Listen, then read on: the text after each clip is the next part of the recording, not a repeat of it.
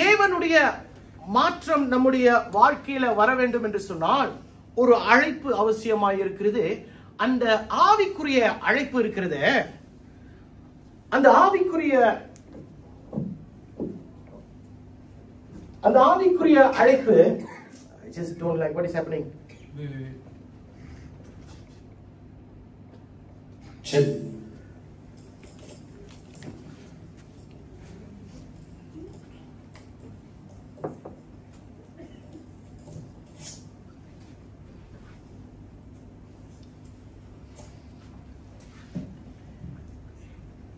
Let's go back here. ஆவிக்குரிய அழைப்பு ஒரு மனம் சம்பந்தப்பட்டது. It is associated with a feeling. A feeling towards what? A feeling towards something I desire. நான் விரும்புகிற ஒரு காரியத்துக்கு நேரா என்னை கொண்டு போகும். I wouldn't use the word attractive, something that attracts me. என்னை இழுக்கக்கூடிய ஒரு காரியத்துக்கு அந்த அழைப்பு கொண்டு போகும். One more thing is curiosity. The calling of God brings me towards something that I'm curious about. Remember Moses? When he went towards the burning bush, he was curious, correct? Yeah. He was very curious, so he went nearer. And that's where God called him. அதனால இன்றைக்கு you have to understand very clearly that the calling of God is very different. It will connect with your heart.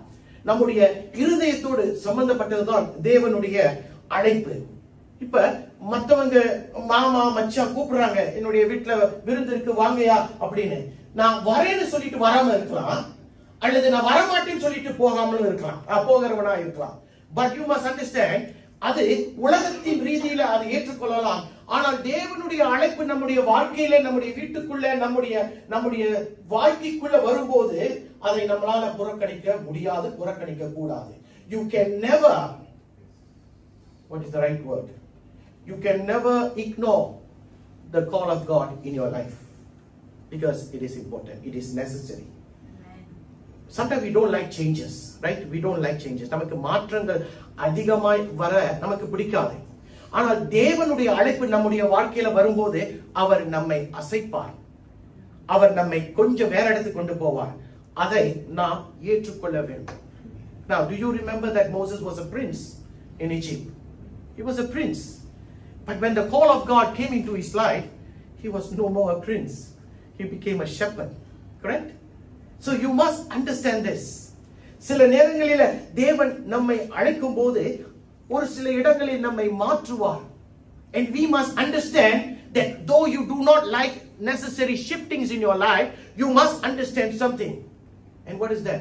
That the call of God in your life is so necessary. தேவனுடைய அழைப்பு நம்முடைய வாழ்க்கையில ரொம்ப முக்கியமா இருக்கிறதுனால அந்த மாற்றம் வரும்போது அந்த மாற்றத்தை நானும் நீங்களும் ஏற்றுக்கொள்ள வேண்டும். எத்தனை பேர் ஆமென் சொல்லுவீங்க? ஹல்லேலூயா. நம்முடைய அழைப்பை பார்ப்போம். Let's look at the calling in our lives. நம்முடைய அழைப்பை பார்க்கும்போது I want you to turn with me to Romans chapter 1 verse 1. ரோமர் 1ஆம் அதிகாரம் 1வது வசனம். இயேசு கிறிஸ்துவின் ஊழியக்காரனும் அப்போஸ்தலனாகும்படி அழைக்கப்பட்டவனும் தேவனுடைய சுவிசேஷத்திற்காக பிரித்தெடுக்கப்பட்டவனுமாகிய Pavul. In English, Paul, a servant of Christ Jesus, called to be an apostle and set apart for the gospel of God. Now, how many of you don't know Paul, Apostle Paul? Apostle Paul எல்லாருக்கும் தெரியுமா? சரி. அப்படி என்றால் அப்போஸ்தலன் பவுல் அவனும் ஒரு நாள் அழைக்கப்படுகிறான். அவன் அழைக்கப்படும் போது அவனுக்கு முன்பாக இருந்த அழைப்பில் அவன் எப்படி இருந்தான் என்று எத்தனை பேருக்கு தெரியும்? அவன் பரிசேயனுக்கு பரிசேயன் என்று சொல்லுகிறான். He was a Pharisee. And what is a Pharisee? Pharisee are the spiritual leaders of the church, the traditional temple leaders. அப்படியாய் அவன் ஒரு பரிசேயனாய் இருந்தான். கர்த்தர் அவனை அழைக்கும் போது அவனுடைய வாழ்க்கை தலைகீழாய் மாறியது. His life turned around when God's call came upon him. He was prestigious, he was rich, he was well known. But one day when God called him, ஒரு நாள் தேவன் அவனை அழைக்கும் பொழுது அவனுடைய அந்தஸ்து, அவனுடைய அடையாளத்தை விட்டுவிட்டு அவன் விரும்பாத ஒரு காரியத்துக்குள் என்று சொல்ல முடியாது, அவன் கர்த்தர் அழைத்தார் என்று சொல்லி அந்த அழைப்புக்குள்ள தம்மை அர்ப்பணித்தான். அவனுடைய பழைய வாழ்க்கையை விட்டுவிட்டான். ஆமென். அவனுடைய பழைய வாழ்க்கை விட்டு விட்டான். அவன் தான் என்று பார்க்கும்போது ஆதியாகமம் 12வது அதிகாரத்துல 1வது வசனத்துல பார்க்கும்போது கர்த்தர் ஆபிரகாமையும் அப்படித்தான் அழைக்கிறார். Now God also called Abraham.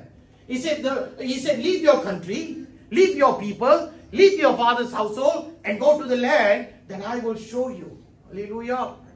கர்த்தர் சொல்றார், உன் தேசத்தை விடு, உன் இனத்தை விட்டு, உன் தகப்பன் வீட்டை விட்டு, நான் உனக்கு காண்பிக்கிற தேசத்துக்கு நீ போ என்று அன்றைக்கு ஒரு நாள் அழைத்தார். ஹல்லேலூயா. அவர்களுடைய அழைப்பு வரும்போது அவர்கள் தங்களை ஒப்பு கொடுத்தார்கள். Now you must understand this. மோசேயை பார்ப்போமே. யாத்ராகமம் 3ஆம் அதிகாரம் 4வது வசனம். Exodus chapter 3 verse 4. அவன் பார்க்கும்படி கிட்ட வருகிறதை கர்த்தர் கண்டார். முட்செடியின் நடுவில் இருந்து தேவன் அவனை நோக்கி மோசே மோசே என்று கூப்பிட்டார். Only when he came, draw nearer to the place where God called him, that's where God started to speak to him. So how many of you know that a call of God is very important in our lives? Amen. When God calls his people, கர்த்தர் பவுலையும் ஆபிரகாமையும் மோசேயையும் அழைக்கும் போது, நான் உனக்கு நீ வா, நான் உனக்கு பரலோகத்தையும் உனக்கு இந்த பூலோகத்துல தரேன் என்று ஒண்ணுமே சொல்லல. He never promised heaven on earth for them. எதையுமே அவர் சொல்லல. ஆனா ஒன்றே ஒன்று நான் உனக்கு தருவேன்னு சொன்னார். என்ன சொன்னாரு? அவருடைய பிரசன்னத்தை நான் தருவேன் என்று சொன்னார். கர்த்தர் உன்னை அழைக்கும் போது அவருடைய பிரசன்னம் உனக்குள்ள இருக்கும். When God calls you, always remember that his presence will never be absent in your life. Will never be absent in your life. திருப்பி கொள்ளுங்க. ஆதியாகமம் 15வது அதிகாரம் 1வது வசனம். இந்த காரியங்கள் நடந்த பின்பு கர்த்தருடைய வார்த்தை ஆபிரகாமுக்கு தரிசனத்திலே உண்டாகி, அவர் ஆபிரகாமே, நீ பயப்படாதே, நான் உனக்கு கேடகமும் உனக்கு மகா பெரிய பலனுமாய் இருக்கிறேன். Yes, do not be afraid, Abraham, because I am your shield and your very great reward. So God was promising him his presence. And we look at Exodus chapter 3 verse 12. He says like this. அதற்கு அவர், நான் உன்னோடே இருப்பேன். போதும். And God said to Moses, I will be with you. When he says I will be with you, that means he's talking about his what? His presence. Correct? When God calls you and tells you that I am with you, do not be afraid, I am with you. That means he is assuring you of one thing. My presence is with you. என்னுடைய பிரசன்னம் உன்னோடு இருக்கிறது, நீ பயப்படாதே என்றுதான் அவர்களை அழைத்தார். Hallelujah. Sometimes we look at the life of Joseph. யோசேப்பை பார்க்கும்போது அவருடைய வாழ்க்கையில் வித்தியாசம் தான். அவனுக்கு கர்த்தர் ஒரு திட்டத்தை வைத்திருந்தார். Now God had a plan for Joseph, but for the plan to be revealed, he had to go through like nobody else would want to go through. He had to go through a pit. He had to go into a prison, and then he had to go into a palace. Hallelujah. But sometimes நம்ம நினைப்போம் சில நேரங்களில், என்னடா என்னை கர்த்தர் கீழே தள்ளிட்டாரே, என்னடா என்னுடைய வாழ்க்கை ஒரு சிறையிருப்பின் வாழ்க்கையை போல இருக்கிறதுன்னு நம்ம நினைக்கலாம். ஆனால் ஆதியாகமம் 39:2 பார்க்கும்போது அவன் சிறையில் இருக்கும்போது கர்த்தர் யோசேப்போடு இருந்தார். எத்தனை பேர் ஆமென் சொல்ல முடியும்? The Lord was with Joseph. அதாவது sometimes we must understand, கர்த்தர் நம்மை மரண இருளின் பள்ளத்தாக்குல அவர் நம்மை நடத்துவார். சில நேரங்களில் கர்த்தர் என்னை ஒரு குழியின் அனுபவத்துக்குள்ள தள்ளி விடுகிறார். அதனால தள்ளிவிட்டார் என்று சொன்னதனால தேவன் என்னோடு இல்லையா? அதற்கு உதாரணம் தான் இது. அவன் சிறையிருப்பில் இருந்தான். He was held in captive, yet God's presence was with Joseph in prison. Hallelujah. மறந்துடக்கூடாது பிரியமானவர்களே, நம்ம இன்றைக்கு மே மாதத்தின் முதல் ஆராதனையில வந்திருக்கிறோம். And I want to remind you, reassure you again that you are called for a purpose. Hallelujah. நானும் நீங்களும் இந்த இடத்துல உட்கார்ந்து இருக்கிற ஒவ்வொருவரும் ஒரு நோக்கத்திற்காக கர்த்தர் நம்மை அழைத்திருக்கிறார். யோசிச்சு பாருங்களேன். I want you to go back a little bit. பின்னால யோசிக்காதன்னா வசனம் சொல்லுது. இப்ப நான் உங்கள்ட்ட சொல்றேன், நீங்க கொஞ்சம் யோசிச்சு பாருங்களேன். ஒரு பல ஆண்டுகளுக்கு முன்பாக உங்களுடைய வாழ்க்கை எப்படி இருந்தது? எப்படி இருந்தது? என்னுடைய வாழ்க்கை எப்படி இருந்தது? ஒரு அசிங்கமான வாழ்க்கை, ஒரு தேவன் விரும்பாத வாழ்க்கை. நாம் பேசக்கூடாததை பேசினோம், வாழக்கூடாத வாழ்க்கையை வாழ்ந்தோம், சிந்திக்க கூடாத காரியங்களை சிந்தித்தோம், திட்டமிடக்கூடாத காரியங்களை திட்டமிட்டோம். இவனை கொல்ல வேண்டும், அவனை கொல்ல வேண்டும், அவன் நாசமாய் போக வேண்டும் என்று சதி திட்டம் போட்டோமா? தவறான வாழ்க்கை வாழ்ந்தோம், மோசமான வாழ்க்கை வாழ்ந்தோம், தேவனை தேடாத வாழ்க்கை, தேவன் விரும்பாத வாழ்க்கை வாழ்ந்தோம் ஒரு காலத்தில். But look at us today. Look at us today. அந்த பழைய வாழ்க்கையை மூட்டை கட்டி ஒரு தூரத்தில் வைத்துவிட்டு இன்றைக்கு தேவன் தான் என்று சொல்லி இந்த இடத்துல உட்கார்ந்து கொண்டு இருக்கிறோம். Hallelujah. Now that is the call of God. இந்த இடத்துல நமக்கு தேவனுடைய அழைப்பு இல்லாமல் இந்த இடத்துல உட்கார முடியாது. Now there will be somebody out there who will be enjoying a Sunday, a child of God, who will be thinking, I'm going out there, but you are here worshiping God. Amen. You are here worshiping God because the old was exchanged for a new one. ஒரு பழசை நீ மாற்றிவிட்டு ஒரு புதிய வாழ்க்கைக்குள்ள நீ உட்கார்ந்து இருக்கிறாய். அதற்கு காரணம் என்ன தெரியுமா? அவருடைய அழைப்பு. அவருடைய அழைப்பு. இன்றைக்கு நீ ஒரு ஸ்திரப்பட்டவனாய் இருக்கிறாய். அதற்கு காரணம் என்ன தெரியுமா? உன்னுடைய விசுவாசம் மட்டுமில்ல, உன்னுடைய நம்பிக்கை மட்டுமில்ல, நீ தேவன் அவர் உன்னை அழைக்கும் போது அந்த அழைப்புக்கு ஒப்பு கொடுத்தாய் பத்தியா? அதனாலதான் இன்றைக்கு இந்த இடத்துல நீங்கள் வேறு மனுஷர்களாய் இருக்கிறீர்கள். You are a different person today. Not because of your faith alone, not because of your hope alone, but because you obey to the calling of God in your life. You submitted. But people, surrendering is one thing.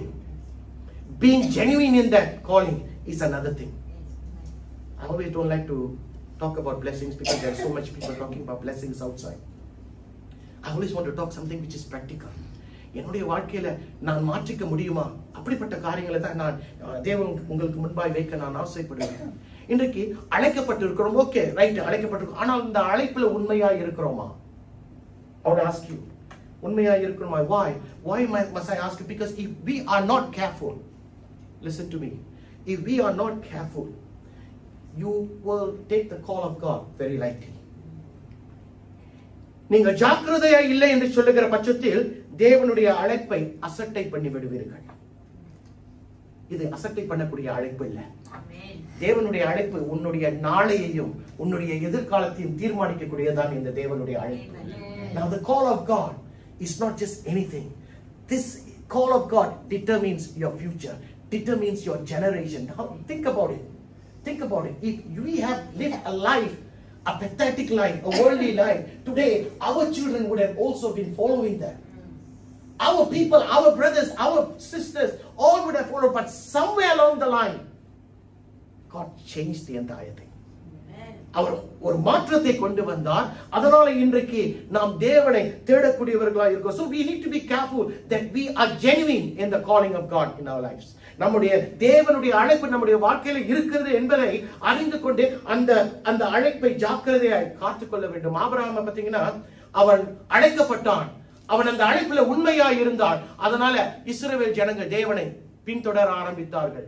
மோசேயை கர்த்தர் அழைத்தார். மோசேயை கர்த்தர் அழைத்து அவன் அந்த அழைப்புக்கு ஒப்பு கொடுத்ததுனால ஜனங்கள் தேவனுடைய வார்த்தைகளை மட்டுமில்ல, தேவனுடைய அற்புதங்களையும் அந்த கானான் தேசத்துக்கு போகிற காரியத்தையும் கர்த்தர் அவர்களை காண செய்தார். நம்ம பவுலை பார்ப்போம், 11 அப்போஸ்தலர்களை பார்ப்போம்.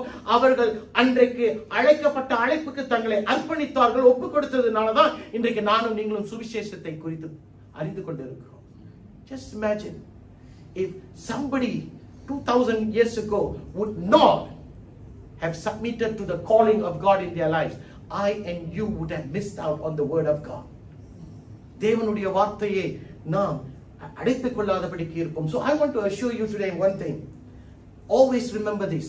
You and I are called for a purpose. In the Lord, I want to remind you in the month of May. No matter who you are, நீ யாராய் இருந்தாலும் சரி, உங்களுக்குள்ள நீங்க தாயாராய் இருக்கலாம், தகப்பனாராய் இருக்கலாம், நீ ஒண்ணுமே செய்ய முடியலையே ஆண்டவர் என்று சொல்லலாம். ஆனால் இன்றைக்கு நான் சொல்லுகிறேன், உங்களுடைய வாழ்க்கையில தேவன் உங்களை அழைத்திருக்கிறார். அழைத்திருக்கிறதுக்கு ஒரு நோக்கம் இருக்கிறது. ஆமென் சொல்லுங்களேன். என்ன நோக்கம் என்று பார்க்கும்போது இரண்டாவது காரியத்தை பார்ப்போமே. நாம் எதற்காக கர்த்தர் அழைத்திருக்கிறார் என்று சொன்னால், என்னை பிரித்தெடுக்கப்பட்ட ஒரு வாழ்க்கை வாழ்வதற்கு கர்த்தர் என்னை அழைத்திருக்கிறார். Now, if you can follow me, you will be able to understand what God is trying to say. First thing, God called us. Why did God call us? God called us for His purpose. Meaning, go back to Romans 1 again. பவுலை பார்க்கும்போது இயேசு கிறிஸ்துவின் ஊழியக்காரன் என்று தம்மை அறிமுகப்படுத்திக் கொள்கிறான். He introduces himself as a servant of the Lord Jesus Christ, and he said he was called to be an apostle. And then he uses another word. What is that word? He's set apart for the gospel of God, meaning for his purpose. Correct? Is that what the Bible says? இயேசு கிறிஸ்து ஊழியக்காரனும் அப்போஸ்தலனுமாகிய அழைக்கப்பட்டவனும் தேவனுடைய சுவிசேஷத்திற்காக பிரித்தெடுக்கப்பட்டவனுமாகிய பவுல் என்று சொல்லுகிறார். He sets himself apart, and that's obedience. When you are called, just now I told you, you have to be very genuine in your calling, otherwise you will lose your calling. And the next thing I'm telling you, you need to set yourself apart. நீங்கள் அழைக்கப்படும் போது அந்த அழைப்புல உண்மையா இருக்கணும், இல்லைன்னா அந்த அழைப்பை விட்டு விடுவீர்கள் என்று சொன்னேன். இரண்டாவது காரியம், நாம் பிரித்தெடுக்கப்பட்ட வாழ்க்கைக்கு அழைக்கப்பட்டு இருக்கிறோம், அதுலயும் நமக்கு கீழ்ப்படிதல் தேவை. திருப்பிக் கொள்ளுங்க, உபாகமம் 14:2 என்ன சொல்லுது? Deuteronomy 14:2. நீங்கள் உங்கள் தேவனாகிய கர்த்தருக்கு பரிசுத்தமான ஜனங்கள், பூமி மீதெங்கும் உள்ள எல்லா ஜனங்களிலும் உங்களையே கர்த்தர் தமக்கு சொந்த ஜனங்களாய் தெரிந்து கொண்டார். The Lord has chosen you to be his treasured possession. And when we look at 1 Peter 1 பேதுரு 2ஆம் அதிகாரம் 9வது வசனத்தை பார்க்கும்போது, நீங்களோ உங்களை அந்தகாரத்தினின்று தம்முடைய ஆச்சரியமான ஒளியினிடத்திற்கு வரவழைத்தவருடைய புண்ணியங்களை அறிவிக்கும்படிக்கு தெரிந்து கொள்ளப்பட்ட சந்ததியாயும். போதும், தெரிந்து கொள்ளப்பட்ட. So you are a chosen people. How many of you know this? To be chosen, you need to allow choosing. I don't know whether you understand that. To be chosen, you need to allow the choosing. உங்களை ஒரு காரியத்துக்கு தெரிந்தெடுத்து, நான் உங்களை தெரிந்தெடுத்துக்கிறேன், நீங்க இந்த டீம்ல என்னோட இந்த டீம்ல நீங்க இந்த காற்பந்தை விளையாடுங்கன்னு சொன்னா, you have a choice. You have to either say yes or you have to say no. அப்ப தேர்ந்தெடுக்கப்பட்டவர்கள் என்று சொன்னால், தேர்ந்தெடுக்கப்படுவதற்கு நமக்கு என்ன தேவை? கீழ்ப்படிதல் தேவை. தேவன் நம்மை அழைத்திருக்கிறார் ஒரு பிரித்தெடுக்கப்பட்ட வாழ்க்கை. பாருங்க, you need to be secured in that calling. நான் அப்படிதான் சொன்னேன், அந்த அழைப்புல நீங்கள் உண்மையா இருக்கணும். அதே நேரத்தில் பவுல் சொல்லுகிற இரண்டாவது காரியம், நான் உலகத்தை விட்டு ஒரு பிரித்தெடுக்கப்பட்ட வாழ்க்கை வாழணும். Anywhere you go today, it's about buy one get one free. Anywhere you go, ஒன்று வாங்கினால் ஒன்று இலவசம். ஆமா, பரலோகத்துல அதெல்லாம் கிடையாது. பரலோகத்துல buy one get one free லாம் இல்ல. I used to always stand proxy for prayer for my father. எங்க அப்பா அந்த டைம்ல கேன்சர்ல அவர் வியாதிப்பட்டு இருக்கும்போது I always stand proxy for him. எங்க போனாலும் அப்பாவுக்காக ஜெபிப்பேன். You can stand proxy for someone for their weakness, for their sickness, for their disease, but you cannot stand proxy for their salvation. You cannot stand for your mother's salvation. Yes, you can pray, but salvation rightfully must come from her or come from your family. So இன்றைக்கும் நாம் ஒன்றே ஒன்று அறிந்து கொள்ள வேண்டும். உலகத்தில் மற்ற காரியங்கள் இருக்கும், பசாமலாம் இருக்கும், ஃப்ளீ மார்க்கெட் இருக்கும். அங்க என்ன இருக்கும்? அங்க நம்ம விரும்புகிற சீப்பான ஜாமான் இருக்கும். ரைட்டுங்களா? எனக்கு ரொம்ப ஆசை பசாமலாம். அந்த பசாமலாம் போனா எல்லாமே மூரா அப்படின்னுவான். அந்த சீப்பா இருக்கும், ஆனா அதுல என்ன இருக்காது? குவாலிட்டி, தரம் இருக்காது. புரியுதுங்களா? பசாமலாம் தேடி போற கூட்டம் 2-3 இங்க இருக்கு. ஆனால் அந்த இடத்துல என்ன இல்ல? there is no quality. ஆனால் பரலோகம் அப்படி இல்ல. பரலோகத்துல தரம் உள்ளவர்கள் தான் அங்க போக முடியும். ஏனென்றால் நாம் ஆராதிக்கிற தேவன் தரமுள்ள தேவன். நாம் அப்படிப்பட்ட ஒரு தேவனை ஆராதிக்கும் போது அவர் என்ன எதிர்பார்க்கிறார்? அழைக்கப்பட்டிருக்கிறேன், ஓகே. ஆனால் உன்னை அந்த அழைப்புல உன்னை உருமாற்ற வேண்டும் என்று சொன்னால் you need to allow yourself to be set apart. உன்னை நான் அழைத்திருக்கிறேன், ஆனால் உன்னை நான் வேறு விதமாய் பார்க்க வேண்டும் என்று சொன்னால் நீ இனிமேல் அந்த குப்பையோடு இருக்க முடியாது, நீ இனிமேல் தனியாய் தான் இருக்க முடியும் என்று தான் கர்த்தர் இன்றைக்கு நம்ம இடத்துல சொல்லிக் கொண்டு இருக்கிறார். அல்லேலூயா. எதற்காக கர்த்தர் நம்மை பிரித்தெடுக்கிறார்? சொல்லுங்களேன், எதற்காக கர்த்தர் நம்மை பிரித்தெடுக்கிறார்? அவருடையவர்களாய் இருப்பதற்கு, ஓகே, பாவத்தை விட்டு விலகி இருப்பதற்கு, உலக ஆசையை விட்டு விலகி இருப்பதற்காக அவர் சொல்றார், நீ பிரித்து வாழு. You live a life setting apart yourself. Turn with me to Psalms 4, I think verse 3. Yes. சங்கீதம் 4:3 என்ன சொல்லுது? பக்தியுள்ளவனே, கர்த்தர் தமக்காக தெரிந்து கொண்டார் என்று அறியுங்கள். நான் கர்த்தரை நோக்கி கூப்பிடுகிறேன், அவர் கேட்பார். And know that the Lord has set apart the godly. Who is the godly here? எத்தனை பேர் இங்க நீதிமான்கள்? எத்தனை பேர் இந்த இடத்துல துன்மார்க்கம் இல்லாமல் நான் மாற்றப்பட்டவன் என்று எத்தனை பேர் சொல்லுவீங்க? என்ன ஆமென்? கையை காணோம். அதாவது பக்தி உள்ளவன் தான் என்னது? தேவனுக்குள்ள இருக்கிறவர்கள். சரி, இப்ப நான் திருப்பி கேட்கிறேன், மேபி நான் சொன்னது புரியல. சரி, பக்தி உள்ளவர்கள் யாரு? கை தூக்கி காட்டுங்க பாப்போம். சரி, ஃபியோனாவை மட்டும் ரட்சிங்கப்பா ஆண்டவரே. அவளுக்கு தமிழ் தெரியும். பக்தி உள்ளவனுக்கு கர்த்தர் தமக்காக அவர் தெரிந்து கொண்டார் என்று வசனம் சொல்லுகிறது. Know that the Lord has set apart the godly for himself. And he goes on to say, and those who have set apart for him, he says, I will hear your prayer. அழைக்கப்பட்டவன் ஒரு காரியம்.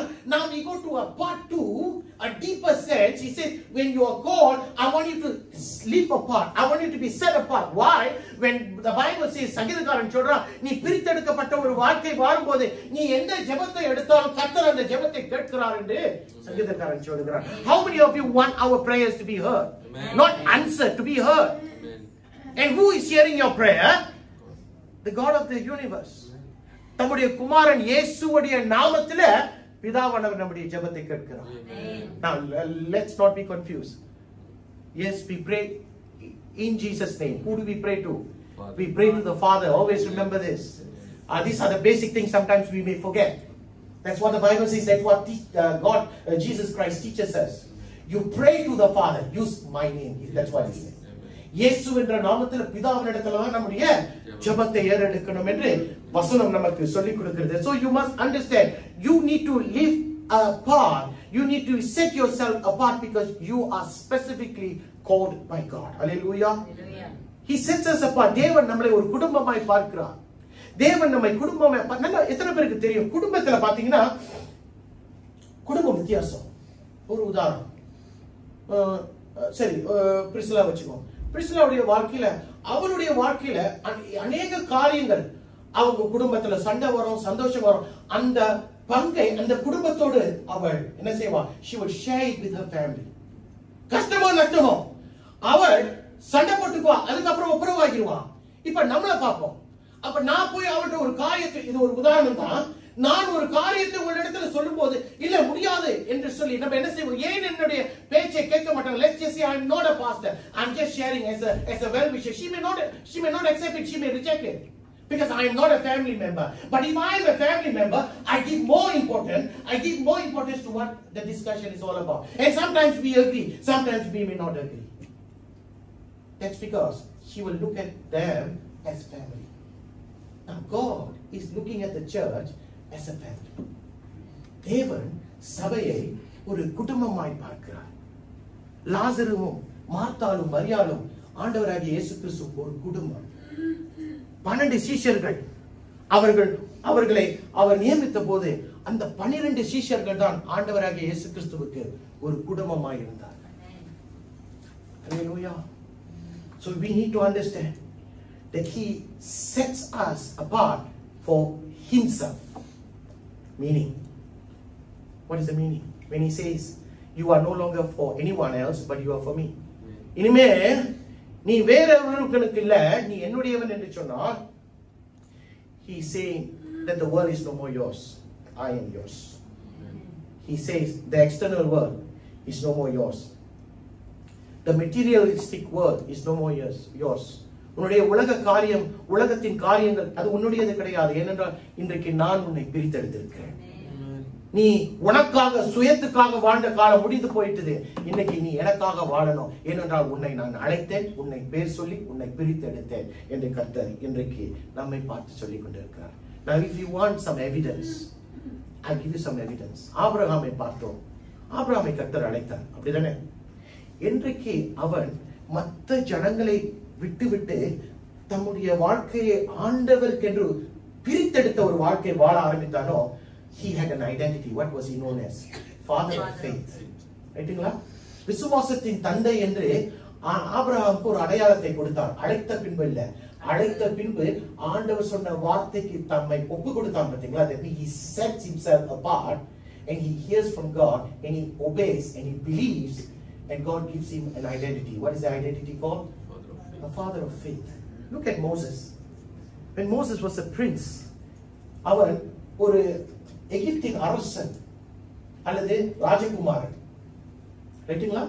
அந்த எகிப்தின் ராஜகுமாரனா இருக்கும்போது கர்த்தர் அவனை அழைக்கல, ஆனால் அவனை முன் குறித்தார். Every one of us, remember, God would have had a timing for us, or rather he had a timing for us. That's why we were not called earlier, we were not called later, we were called at the right time. ஒரு சரியான நேரத்துக்கு கர்த்தர் நம்ம அழைத்தார். மோசே அப்படித்தானே அழைத்தாரு. அவனை அழைத்தார், அவன் ஒப்பு கொடுத்தான். அவன் இஸ்ரவேல் ஜனங்களை போல முறுமுறுக்கிற வணங்கா கழுத்துள்ளவர்களை போல இல்லாதபடிக்கு அவன் பிரித்தெடுக்கப்பட்ட ஒரு வாழ்க்கை வாழ்ந்தான். அதனால do you know what was his identity? Do you know what God called him? My friend. Right? God calls him a friend. Do you understand? How? Do you know the identity? And the prime minister or the president is not important. When God calls me his friend, do you think it's a big thing? I think it's the most beautiful thing. When God calls us and says, you are my friend. Moses was given that identity. மோசேக்கு ஆண்டவர் சொல்கிற நீ என் நண்பன். That means your permanent identity will only come from God when you submit yourself to the calling, but you set yourself apart. நீ அழைக்கப்பட்டு நீ பிரித்தெடுக்கப்பட்ட வாழ்க்கை வாழும்போதுதான் உனக்கு கர்த்தர் ஒரு அடையாளத்தை கொடுக்கிறார். We are in need of an identity, right? நமக்கு ஒரு உயர்வு வேணும், நம்ம ஒரு ஆசீர்வாதமா இருக்கணும். இது எல்லாமே ஒரு அடையாளம் தான். Look at it literally.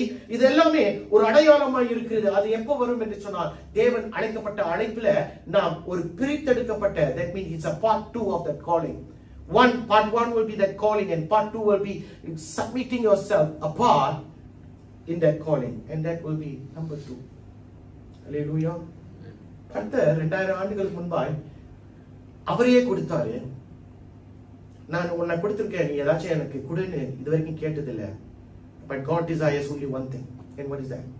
He desires that you abide to that calling and live a life apart from him. Now, I don't know how many of you think it is difficult. I don't know how many of you will say this is a difficult proposition from God. இது பெரிய கஷ்டம், என்னால ஒப்பு கொடுத்து வாழ முடியாதுன்னு எத்தனை பேர் சொல்றீங்கன்னு எனக்கு தெரியாது. But I want to give you a verse that God tells me. 2 பேதுரு 1ஆம் அதிகாரம் 10வது வசனம். Peter writes like this. ஆகையால் சகோதரரே, உங்கள் அழைப்பையும் தெரிந்து கொள்ளுதலையும் உறுதியாக்கும்படி ஜாக்கிரதையாய் இருங்கள். இவைகளை செய்தால் நீங்கள் ஒரு காலம் இடறுவதில்லை. And therefore, brethren, be even more diligent to make your call and election sure. For if you do these things, you will never. So meaning, you can also stumble, right? நீ தடுமாறுவ எப்போ? இந்த காரியங்களை செய்யலனா. எந்த காரியங்களை? அழைக்கப்பட்ட அழைப்புல நம்ம உண்மையாய் கடைசி வரைக்கும் இல்லனா கர்த்தர் சொல்றாரு நீ விழுந்துருவையா அப்படின்றாரு. Now you need to think about this. If you are not firm in your calling, and when are you not firm? நீ உன்னுடைய அழைப்புல உண்மையா இல்லைன்னு சொன்னால், எப்போது நான் உண்மையா இல்லை, நான் என்னை கர்த்தருக்கென்று அழைக்கப்பட்ட அழைப்புல பிரித்தெடுக்கப்பட்ட ஒரு வாழ்க்கை வாழவில்லை என்று சொன்னால், நான் முழுக்க ஒரு ஒப்பு கொடுக்காத வாழ்க்கை வாழுகிறேன். அப்படி என்றால் நான் விழுந்து விடுவேன். We are living in a society, in a world, in times where everything around us is not genuine. எத்தனை பேர் பெத்தாலியன் ஸ்ட்ரீட் போயிருக்கீங்க? எத்தனை பேருக்கு பெத்தாலியன் ஸ்ட்ரீட்டுடைய பொருட்கள் இருக்கா? Oh, Battalion Street. Okay, it's Pasar Malam lane in Kuala Lumpur.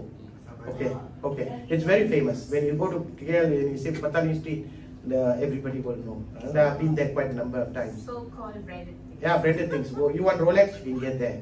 You want Gucci, you can get there. Anything you can get there. We live in a world like that. Everything is about fake things. எல்லாமே நம்மை சுத்தி இருக்கிறது பொய்யான காரியங்கள். நம்மை சுத்தி இருக்கிற மனிதர்கள் சில நேரங்கள்ல பொய்யானவர்களாய் மாறி விடுகிறார்கள். We live in such times. So நம்ம ஜாக்கிரதையா இல்லைன்னு சொல்லும்போது நான் விழுந்து விடுவோம். There is this saying in English, show me your friends and I will tell you who you are. Right? So we need to be able to understand who we are today. It's very important today, people. இன்னைக்கு கர்த்தர் கடைசி நாட்களில் நிற்கிறோம். அவர் சொல்லுகிறார் அழைப்புக்கு நீ ஒப்பு கொடு. Because set apart is about sacrifice. பிரித்தெடுக்கப்பட்ட ஒரு வாழ்க்கை என்றால் அது தியாக உள்ள ஒரு வாழ்க்கை. Then you choose to be different. You are not pushed to be different. You choose to be different. I want to set myself apart. அப்படி என்றால் இப்பொழுது ஒரு காலத்தில் நான் வேற மனுஷனாய் வாழ்ந்தேன். இப்பொழுது என்னுடைய வாழ்க்கை தேவனுக்குள்ள, தேவனுடைய வார்த்தைக்குள்ள, தேவனுடைய அபிஷேகத்துக்குள்ள, தேவன் என்னை நிரப்பி அவருடைய வரங்களில் செயல்படுகிறதுனால நான் அவருக்கு கீழ்ப்படுகிறேன், அவருடைய வார்த்தைக்கு கீழ்ப்படுகிறேன், அவருடைய பிரசன்னத்தை உணர்கிறேன், அவருடைய வரங்களை வாஞ்சிக்கிறேன். Now it's about God.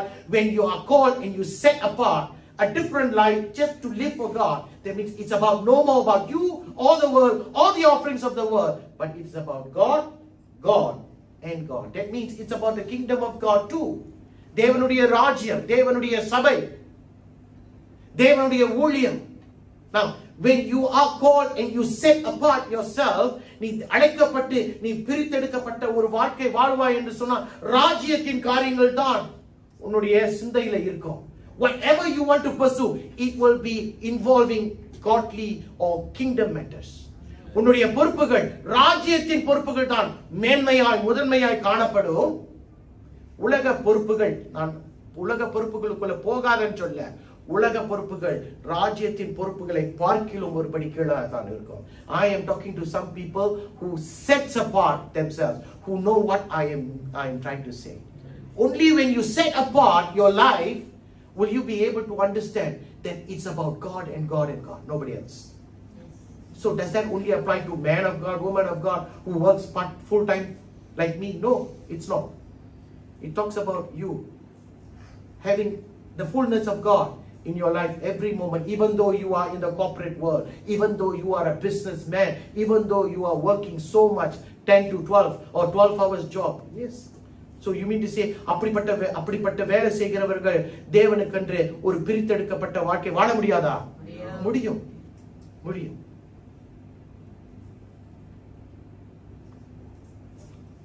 உன்னுடைய வாழ்க்கை எப்படி இருக்கணும்னா, ஜனங்கள் உன்னை பார்த்து அவனிடத்துல ஒரு குறையும் கண்டுபிடிக்க முடியலையே அப்படின்னு சொல்லக்கூடியவர்களை காணப்படும்.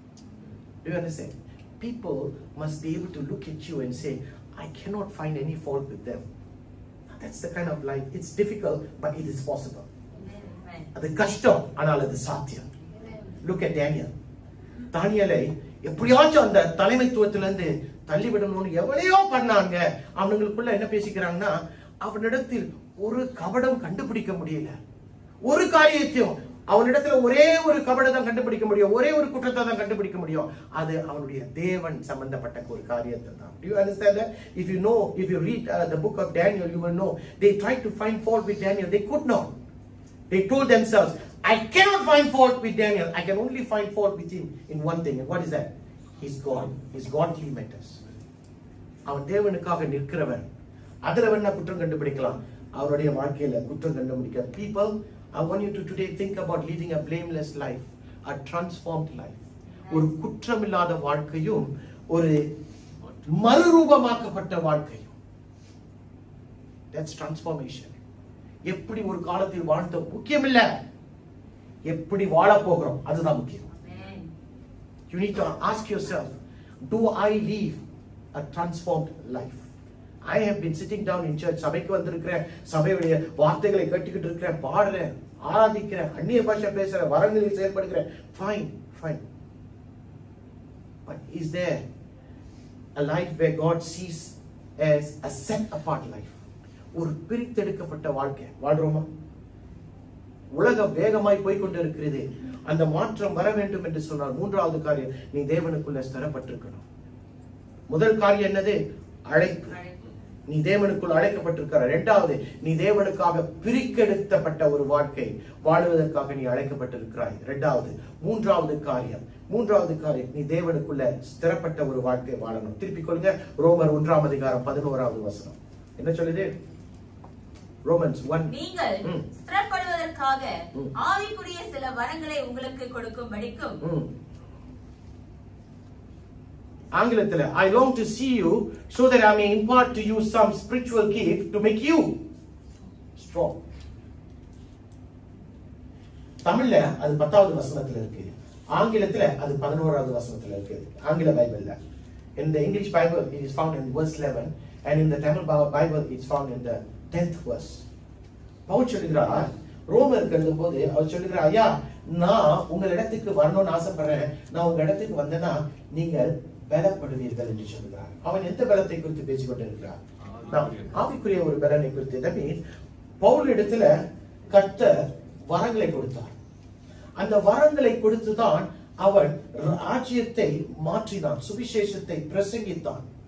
வரங்கள் அவனுக்குள் செயல்பட்டது. இப்ப அவன் சொல்றான், நான் உங்க இடத்துக்கு நான் வருவேன், என்னிடத்துல பொண்ணோ பொருளோ இல்ல, ஆனா என்னிடத்துல கர்த்தர் கொடுத்தது ஒன்று இருக்கு, அதை நான் உன்னிடத்துல கொண்டு வருவேன் என்று சொல்லி அவரிடத்துல சொல்லுகிறதை நாம் பார்க்கிறோம். People, let me tell you something very very quick. We are all the children of God. We have that identity. நமக்கு ஒரு அடையாளம் இந்த இடத்துல இருக்கு, என்னது? தேவ பிள்ளைகள்.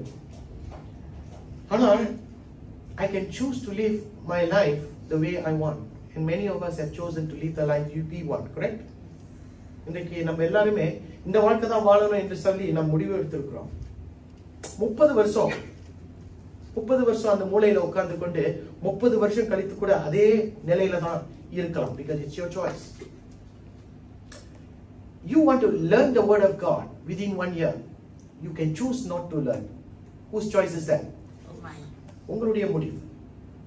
உன்னுடைய வாழ்க்கையை நான் மாற்ற வேண்டும், உன்னுடைய வாழ்க்கை முறையை மாற்ற வேண்டும். It's a choice. It's a choice. Now you need to decide today. இன்னைக்கு ஒரு தேவ பிள்ளையாய் இருக்கிறோம், நான் மாற்றம் வேண்டும் என்று சொல்லி விரும்புகிறவர்களாய் இருக்கிறோமா அல்லது அப்படியாய் இல்லையா? Because why? If you are not allowing change to come into your life, எனக்கு ஒரு மாற்றம் வேண்டும் என்று நீங்கள் வேண்டாதவர்களாய் விரும்பாதவர்களாய் இருப்பீங்கன்னு சொன்னா என்ன நடக்கும் நான் சொல்றேன். A time will come when people who are after you will surpass you. உன்னை கடை விட்டு அவங்க முன்னுக்கு போயிடுவாங்க. உன்னோடு இருந்தவர்கள் உன்னிடத்துல இருக்க மாட்டாங்க, திருப்பி பார்க்கும்போது இருக்க மாட்டாங்க, இப்படி பார்க்கும்போது இருக்க மாட்டாங்க, அவங்க உன்னை விட்டு தூரமாய் போய் விட்டார்கள். Why? They wanted that choice. They allowed the choice. And you did not allow the choice, and you will be stagnant. You will be stagnant. There are many out there who are stagnant Christians. People, I want you to know this. I want you to know this. There are many out there who can just be stagnant. Everything must change. அப்ப கர்த்தர் அழைத்தார், கர்த்தர் என்னை பிரித்தெடுத்தார். பிரித்தெடுத்து எதற்காக பிரித்தெடுத்தார்? 4:3 பார்த்தோம், சங்கீதம் 4:3.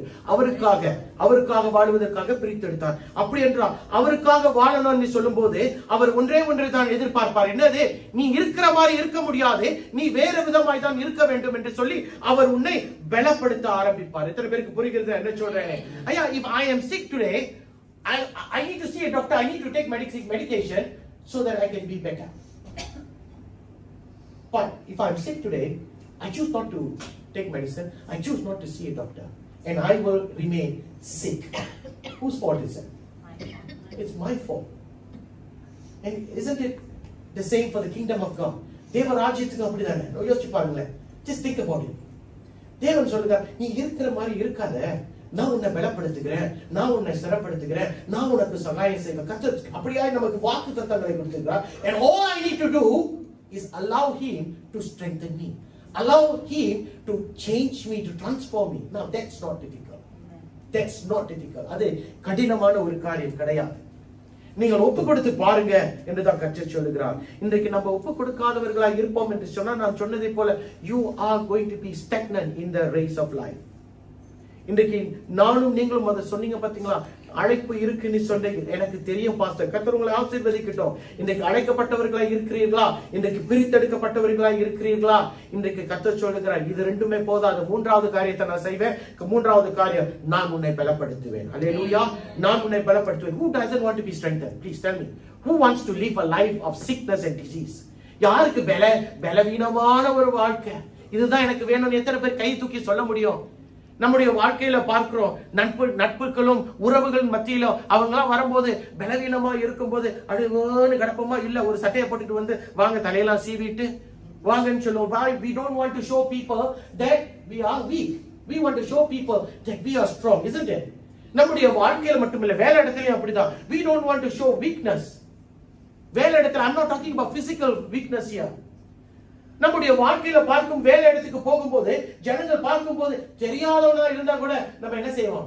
எனக்கு தான் தெரியல அப்படின்னு காட்டிக்குவோம். Why? Because we don't want people to label us as people who are weak. Even though we are weak, we want to show the world that we are strong. Correct? That should be the right thing to do. இன்றைக்கு ஆவிக்குரிய ரீதியில், சரீர ரீதியில், மன ரீதியில் நம்ம பலப்பட வேண்டும். நம்ம பலப்பட வேண்டும். You cannot show God that I want to be like this, because God says I have called you. God says I've set you apart. Now God says since you have been set apart, you have complied. You have allowed me to call you. You have allowed me to change you. நான் உன்னை அழைப்பதற்கு நீர் அனுமதித்தாய். நான் உன்னை பிரித்தெடுப்பதற்கு அனுமதித்தாய். இப்ப நான் உன்னை பலப்படுத்துவதற்கு நீ என்னை அனுமதிக்க வேண்டும் என்று கர்த்தர் சொல்லுகிறார். சில பேர் அப்படிதான் சொல்லுவான், நானே தேவாலயம்னுவான். நானே தேவாலயம். சர்ச்சுக்கு போறியா? நான் தான் தேவாலயம். ஐயா வேதம், நான் தான் தேவாலயம். அப்பா மனைவி பிள்ளைங்க, நான் தான் தேவாலயம். என்ன ஆகும்? Yeah, I know some people who are like that. They don't go to church, but they say, I am the temple of God. I know that people. And they சொல்லி இருக்காங்க, ஏப்பா சர்ச்சுக்கு வரல? நான் தான் தேவாலயம் பாஸ்டர் அப்படின்னு. Wow wow. ஓகே, சரி. அதாவது சீஷர்களை பார்த்தீங்கன்னா பெந்தேகோஸ்தே நாளின் அனுபவத்தை பாருங்க. அவர்கள் அபிஷேகம் பண்ணப்பட்டார்கள். அந்த அபிஷேகத்துல அவங்க அதே இடத்துல நிக்கவே இல்லையே. அவர்கள் பிரிந்து போய் தேவனுடைய காரியத்தை செய்தார்கள் என்று பார்க்கிறோம். ஐயா, ஒரு சின்ன பிள்ளை, ஒரு சின்னோடு குழந்தை. Let's talk about a baby. How do we know that the baby is healthy? By its growth. ஒரு 20 வருஷத்துக்கு முன்னால ஒரு குழந்தையா இருந்திருக்கும். 25 வயசுக்கு முன்னால ஒரு குழந்தையா இருந்திருக்கும். 25 வருஷத்துக்கு முன்னால இப்படியா இருந்திருக்கும். இன்னைக்கு இப்படியா இருக்கு. அதற்கு காரணம் என்ன? வளர்ச்சி. சாப்பாடு. ரைட், ஓகே, அப்புறம் பேசிக்குவோம். புரியுதுங்களா என்ன சொல்றேன்னு? A baby, when we see a growth in the baby, it's because of something that has happened to that child. There was growth involved. இன்னைக்கு தேவனுடைய பிள்ளைகளா இருக்கிறன்னா வளர்ச்சி இருந்தால்தான் நமக்கு தெரியும் தேவன் என்னை நடத்துகிறார் என்று. ஆவிக்குரிய வளர்ச்சி. ஐயா, சில நேரங்களில வளர்ச்சியை இங்கும் அங்குமாய் தேடுகிறோம். Lord, I want to let you know that even today the Lord wants to strengthen not the entire people. The Lord says you be strengthened first. நம்ம பலன் அடையும் போதுதான் பிறருடைய பலத்தை குறித்து நம்ம பேச முடியும், சிந்திக்க முடியும். Now I am not strengthened. How do I expect strength to come from elsewhere? Why do I expect him to see himself being strengthened? All I'm asking today is reflect on what I've said. Offer yourselves to the call of God. தேவனுடைய அழைப்புக்கு உங்களை ஒப்பு கொடுங்கள். பிரித்தெடுக்கப்பட்ட ஒரு வாழ்க்கை. அப்படி என்றால் என்ன? பிரித்தெடுக்கப்பட்ட வாழ்க்கைனா என்ன? உலகம் உன்னை ஆளக்கூடாது. உலக காரியங்கள் உன்னை ஆளக்கூடாது. தேவனுடைய ராஜ்யம், தேவனுடைய நீதியை தேடக்கூடியவர்களாய் இருக்கணும். மத்தேயு 6:33. ரைட்டுங்களா? You need to be kingdom seekers. தேவனுடைய ராஜ்யத்தையும் அவருடைய நீதியும் தேடக்கூடியவர்களாய் இருக்கணும். ஏனென்றால் the assurance is அப்பொழுது யாவுமே உனக்கு கொடுக்கப்படும் என்று வசனம் சொல்லுகிறது. So you need to understand that you and I are called to be putting God first, putting his kingdom first, putting the church first, so that all things be added unto you. No, sometimes people say, how can I put the church first? Well, sometimes when we are hungry, we go to the restaurant to eat, because that's where my hunger is met. என்னுடைய பசி அங்கதான் போக்குது. எங்க எந்த இடத்துக்கு போனாலும் சரி. இன்றைக்கு நம்முடைய ஆவிக்குரிய வளர்ச்சிக்கு அவசியம் not YouTube, not self being taught. You need to be in the church, in the house of God. ஏனென்றால் தேவனுடைய வீட்டில தான் அவர்கள் அனுதினமும் அப்பம் பிட்டார்கள் என்று அப்போஸ்தலர் நடவடிக்கையில் சொல்லப்பட்டிருக்கிறதை பார்க்கிறோம். It's only the house of God where you can be strengthened in your calling. It's only in the house of God where you can be strengthened in the anointing, in the power of God. People, I want to finish by saying, I want you to think about what I've said. You can always say that we are called, but I want you to ask yourself, are you stagnant in your calling, or are you moving forward in your calling? தேவனுடைய அழைப்புல நீங்கள் இன்னும் முன்பாய் போகக்கூடியவர்களாய் இருக்கிறீர்களா, அல்லது தேவனுடைய அழைப்புல அப்படியே மங்கி போன ஒரு விளக்கை போல இருக்கிறீர்களா? Now we need to be very careful, people. We need to reflect on our lives today. You need to go in before the mirror. கண்ணாடிக்கு முன்பாய் போய் பார்த்துட்டு தலையை சீவறதும் முகத்தை இது பண்றது மட்டுமே இல்ல வாழ்க்கை. இந்த மனுஷன் நேற்று வாழ்ந்ததை போல இன்றைக்கு ஒரு படி மேலாக தேவனுக்காக வாழ்றோமா என்று நானும் நீங்களும் அறிந்து கொள்ள வேண்டும், கேட்க வேண்டும். Don't look anywhere else to the left or right. I want you to look at yourself and see where we stand in God, because this is important. இது ரொம்ப ரொம்ப ரொம்ப முக்கியம். Because one day God will come, God will start not judging them and them. God will start the judgment with me. தேவன் வருவார், வரும்போது என்னிடத்துல தான் நியாய தீர்ப்பு ஆரம்பமாகும். இல்ல அவரை முத பாருங்க, அவளை முத பாருங்க, பேச முடியாது, அதெல்லாம் நம்மளதான் முத பார்ப்பார். அப்ப அழைக்கப்பட்டியே நீ அர்ப்பணிச்சான்னு ஆண்டவர் கேட்கும் போது என்ன சொல்லுவோம்? அர்ப்பணிச்சோம். அர்ப்பணிச்சல, இப்ப நான் உன்னை பலப்படுத்துவதற்கு உன்னை அழைத்தேனே, ஏன் நீ பலப்படுத்துவதற்கு நீ மறுத்து போனாய், ஏன் மறுதளித்தாய் என்று கேட்கும்போது என்ன சொல்லுவோம்? Think about it. I want every one of you to think about it. Young people, I want you to think even double. It's not about just the calling. Today I want you to tell you, you need to live apart for God. Because the pressure, the pull of the world is even more stronger today than it was yesterday. நேற்றை பார்க்கிலும் இன்றைக்கு உலகத்தின் அந்த அந்த கான சக்தி இருக்க, இழுத்து கொள்ளுகிற அந்த கான சக்தி அது இன்னும் அதிகமாக இருக்கிறது, நாளைக்கு இன்னும் அதிகமாக ஆகும். So இன்றைக்கு நாம் தேவனுக்குள்ள இல்லை என்று சொல்லுகிற பட்சத்தில் you need to examine yourself. Ask yourself,